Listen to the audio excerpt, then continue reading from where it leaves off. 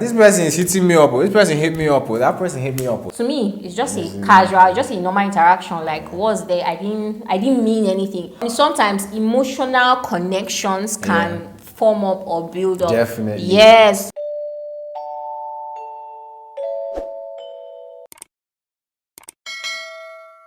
Hello guys, welcome back to our channel. If you're new here, it's great to have you here on our channel. And if you're a returning subscriber, we're glad that you're here. It's also great to have you back with us. Yes. I'm here together with my wife, co-host. I'm also a co-host. Jesus is the chief host. Okay. So, Nneoma Odidi and I'm Yehudah Odidi. We are the Odidis. And today we want to talk about navigating privacy in marriage. What does privacy look like, and what should privacy look like in marriage between a couple? You have your friend as the guy, she has her friends as the lady. Just where do boundaries and lines fall? What can who tell who, and what can who expect to be between just themselves, or all of those kind of things. Yes, but before we head into that, I just want to thank you guys so much for the feedback, the nice, the lovely, the encouraging comments that you guys have been leaving on our previous videos. We really appreciate it. Thank you so much. It helps us know that you are appreciating what we put out, and we are very grateful for it. Okay, so going straight into it now, are you ready to take the first point? Yes, I'm going to take the first point. Okay, for the last time. Are you ready to take the first point? Yes, I'm ready. Okay. All right. So the first guideline is, if it doesn't directly affect our marriage, there's no need to bring it up. Of course, when we go about our day, maybe at work or wherever, stuff happens, like mundane stuff, not necessarily anything serious. Ordinary stuff like things to gist about. Of course, we can talk about that, whether it affects our marriage or not.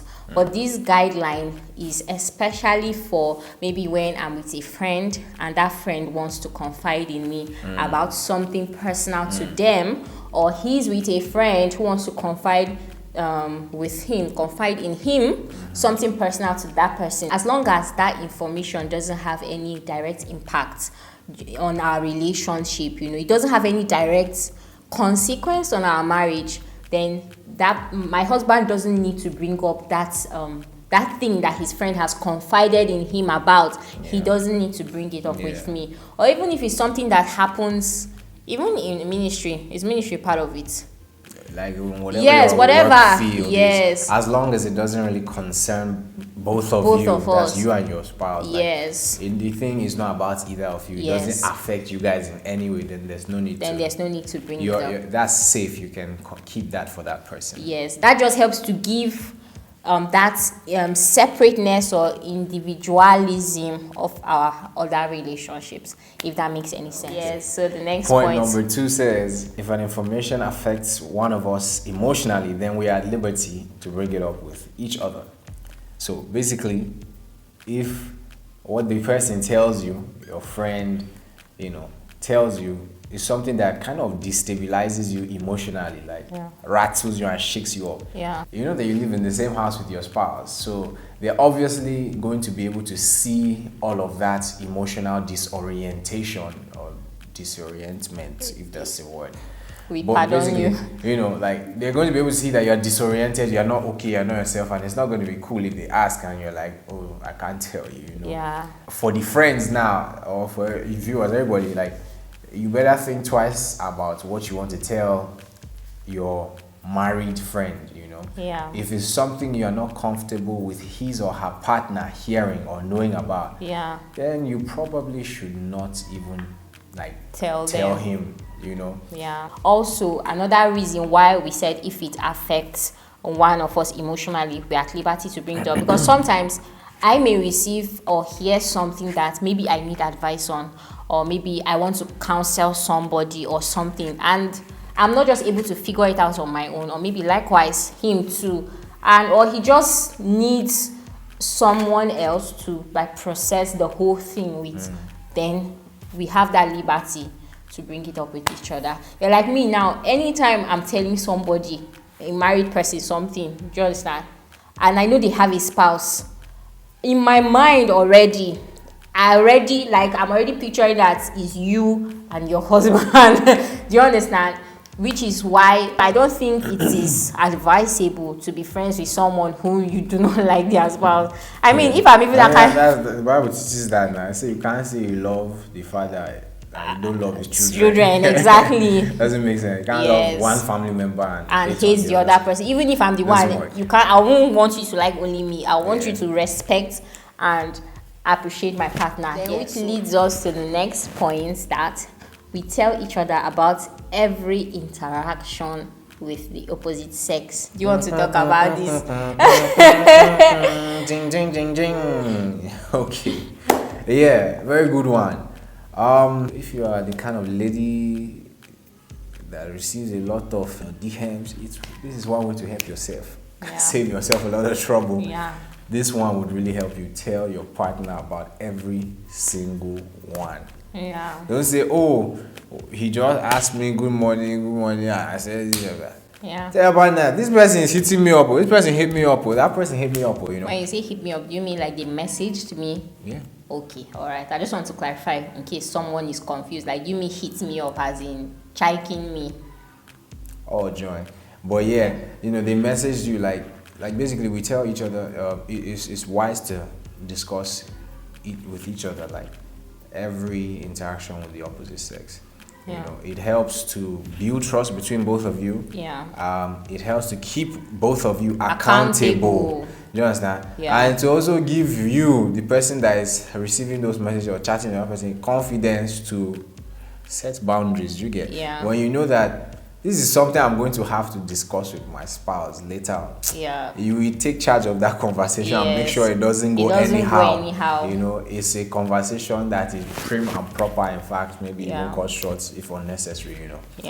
Basically, any interaction that I have with a member of the opposite sex, even if it's just hey, good afternoon, or hi, how are you? Likewise, the same with him. We tell each other. Later in the day, I'll be like, oh, I spoke with so and so today. I just briefly run him through. This is what we spoke about and all that. Like he said, it just helps to keep us accountable, because the Bible said that he that is trusting in his heart is stupid. It says the heart of man. No, literally. I know. I like Bible sometimes. Very blunt. So is one thing for people. I believe that people who maybe fall into I like the Bible all the times. People who fall into temptations or situations whereby one partner cheats on the other. I'm sure they didn't set out and say, oh, I want to cheat on this person. Do you understand? It sort of just happens. It's things, exactly. As they usually say, by accident. Yes. I believe that is little things, and the truth is that as you come, sometimes emotional connections can form up or build up. Definitely. Yes. And sometimes the more you are engaging in these kind of things like this. So this is how you put every relationship into its place. And you don't let it encroach. Things try to encroach, whether intentionally or unintentionally. When you run your interaction with the opposite sex, like you run it through with your partner, sometimes they may be able to pinpoint maybe something that you unknowingly did or said during that interaction that could have sent the wrong message. For example, maybe I'll just tell my husband something. Do you understand? I mean, to me, it's just a casual, just a normal interaction. Like, was there? I didn't mean anything. But from me telling him, then he'll now be like, oh, are you sure? Maybe you shouldn't have used that tone. Or said this. Because as a guy, I can perceive things from a guy's perspective. She may not know that as a guy, that is how we would take it if a lady responds like that. You write down to things like the smileys or the emojis you use. Is it emoji? Right? So all of those, your partner is going to be able to, not in a controlling manner, but basically in an insightful and helpful manner. As you share with each other, they're able to help you pinpoint. And also just the other way around too, when is the other person that is being smart and being coy, being sweet and charming with you. Yes. Sometimes too, it happens that we, like by we, I mean whether the guy or the lady may be oblivious to. You may not know as a guy that is a lady taking shots at you, or you may not know as a lady that is a guy being smooth with you. Yeah. So, but me as a guy, I say, see this guy. When they form sharp guy, you don't know, say. Yeah. Let me stop there. Yeah. Leads us to the next point. Yeah. Maybe you take this. All right. Point, All right, next I think point number what? 4. Okay, number 4. Yeah. Point number 4. The next point says, once a person says, "Don't tell your spouse," then we can't help but to tell our spouse. Yes. I phrased it that way, and I'm so proud of it. Okay. So, I should go ahead. Sure. Okay. So basically, Yeah. don't let anybody come and stand between you and your partner. You know, Yeah. you took a vow, and if they were there at your wedding, they also actually took a vow. We're just coming back from wedding, you know. Yeah. And they said they made the church. Everybody say, "Will you also uphold and support them?" A man was there, you know. What church? What God has joined together. We're just coming from a wedding, no so man it's put fresh in our asunder. minds. You know, let nobody put asunder. So Yeah. don't let anybody like come and create a gap, a separation, a rift Yeah. between you and your spouse where there is none, Yeah. where you don't allow. So don't allow them to dictate for you. You dictate to them Yeah. how they should regard your relationship. With your You don't spouse. let them define your relationship for you. Yeah. The thing is that once a person begin something with "don't tell your spouse," it's almost like they are trying to make you and them a team. Exactly. And then excluding your partner from the equation. Oh, Yeah. true. Sorry. You know, it's like they're trying to make you and them a team and then excluding your partner. Yeah. And so even if you did not have any intention of bringing it up with your spouse, referring to point number 1 where we said if it doesn't affect your relationship directly, then there's no need to bring it up. So even if you had no intention of bringing up your partner, just for the fact that they began with that, Yeah. to me, it makes it. Or that they included that, whether Yes. it came at the beginning or Or not. at the end. Yeah. And to me, you starting a sentence with that makes me feel like you do not respect my union. You know, you do not respect this bond. So already it just disqualifies that. And the last and Which final point. leads to the final point. This one is basically talking about the use of our phones and social media. So when it comes to phones, we have each other's passwords. Not even just for accountability's sake or emergency. Like, it's very important. Do you understand? I mean, we are now one. We are a unit. So what should he be doing that I cannot have access to, and what should I be doing that he cannot have access to? So we have the passwords to each other's phones. We have the passwords to each other's social media accounts. So Don't forget building trust. building intimacy, trust, yes, friendship. yes. It's not as if I want to be checking his phone every time, you know, I'm Just checking knowing who that is he talking anytime to. you want to, you're allowed to. I'm Like, allowed it to. puts you at ease. Yes. There's nothing fishy going There's on nothing. there. It even now makes me all the more not even really interested Exactly. in even checking. So Yes. basically, at the end of all of this, the last thing I'd just like to say, even though it was mentioned, I think in point number 1 or so, is that if there's any piece of information you know that you are not comfortable with a couple, both of them, Yeah. knowing, hearing about, it's best not to even like take it to them. Just forget like that you guys are friends, best friends, whatever. Like Yeah. at the wedding today, Yeah. the preacher, the bishop said, if this your best man was your best friend before, end it now. She's not your best friend. Yeah, of Right. course, not to say that you cannot have very good friendships. doesn't mean you're not still along- friends and very good yes, friends. and even best Yeah. friends. Like, Yeah. you can have other best friends, but your spouse. We believe that your spouse should be like your top best How friend. can you have more than one best You friend? can't have- No, you you can't can't. have more than one best. Once you say best, That's there's nothing like English. multiple That's bests. English. No, there's nothing like multiple best. Okay, you can have other very close Yeah, friends. you have close friends, trusted friends. Yes. You know, yeah, your party, your day ones. Yeah, or- and by the way, I don't think this applies to dating relationships. Like, if you're dating, if I tell you something, don't go and tell your boyfriend.